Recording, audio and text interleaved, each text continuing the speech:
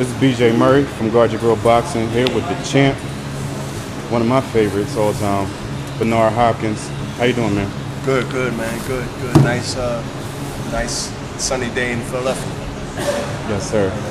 Everything else is good. So how's camp going for you? Camp going is just right on time. Everything is working. Talk to Nazim about 3 times a day, so I know my phone bill is high as hell. Right. But everything else is good, man. Everything is coming along. You know, still some weeks in front of us, so taking it just the way it's supposed to be. Okay. What are you expecting different in this fight? The outcome. You understand that, but are you expecting a knockout coming?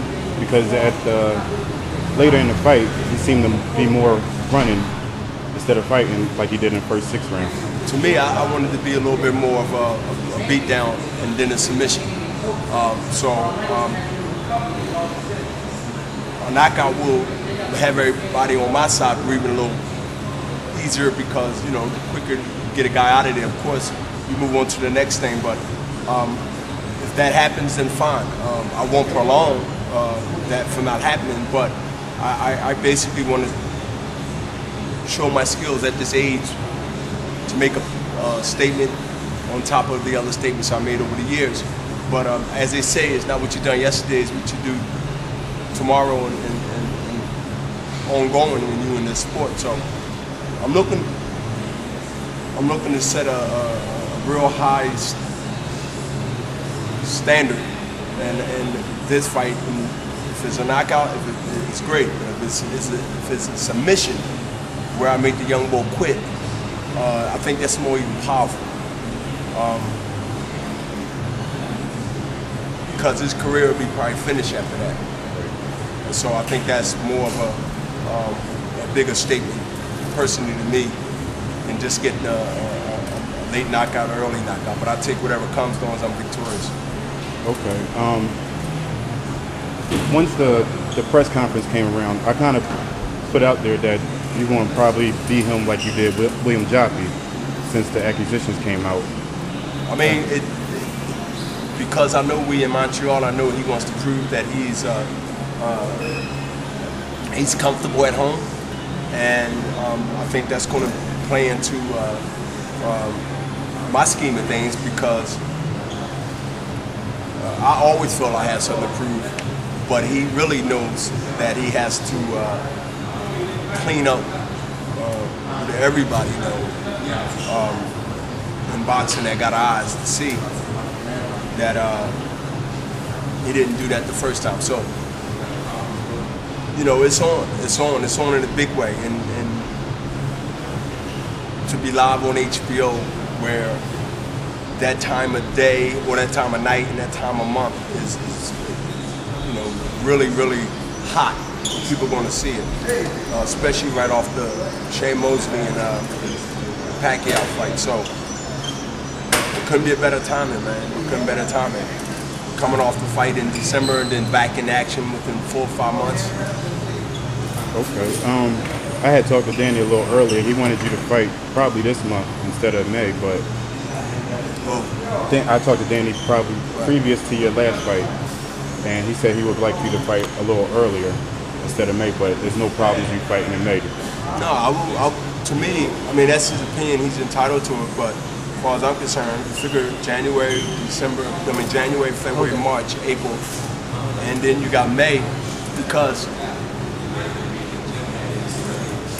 to jump right back into the hard training for those weeks, I mean, think about it. If you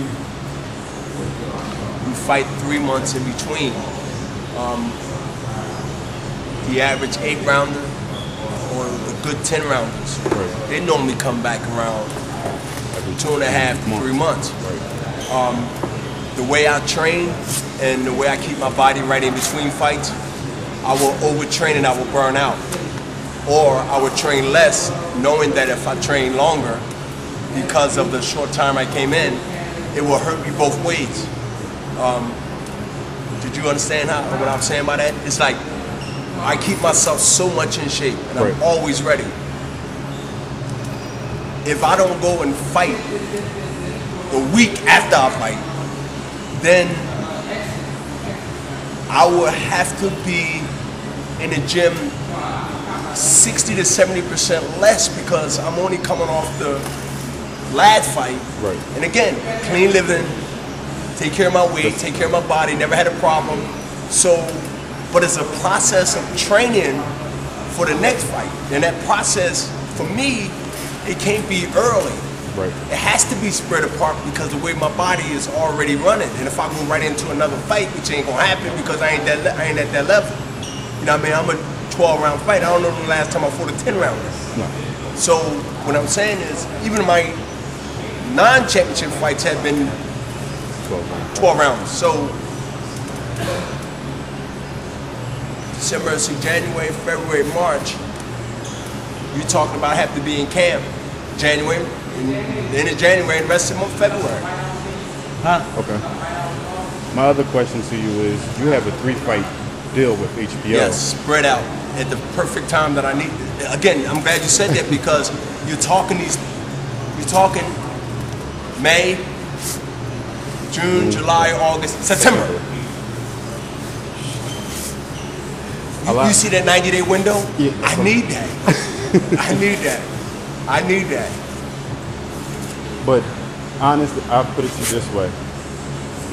I got criticized for putting you as maybe the top person from 2000 to this year. Because of what I've done over those years, up to now. Right. Other people have said Manny Pacquiao and Floyd Mayweather.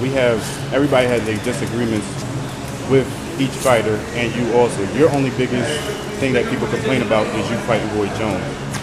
Theirs is Floyd not fighting Pac-Man and X amount of other fighters in welterweight. Right. And then you have Manny, who people say had stipulations in his fight. And what would you say to you being one of the best since this time period? I'll say that if they're looking at my longevity and they're looking at how my fights ended and who sustained not only the victory, but who sustained the punishment, me or my opponent, and what is my winning and my winning percentage compared to my losing percentage between that time until now. Right. I think everything is based on percentages. What is my win and what is my losses? And if my losses are questionable losses, even though it's the L stands there, but it leaves room for debate, not by me, by people that debate those. Right. We can debate the Jermaine Telford fight. That would be a hell of a debate, even now, 30 years from now. You can debate the second Jermaine Telford fight.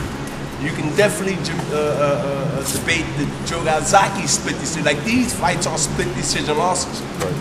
And last but not least, is in the past, but you can also debate December 18, 2010.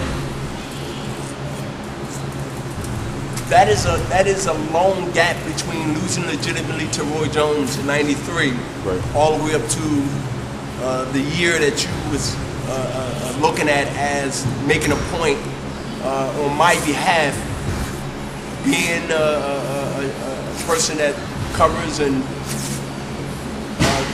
report boxing.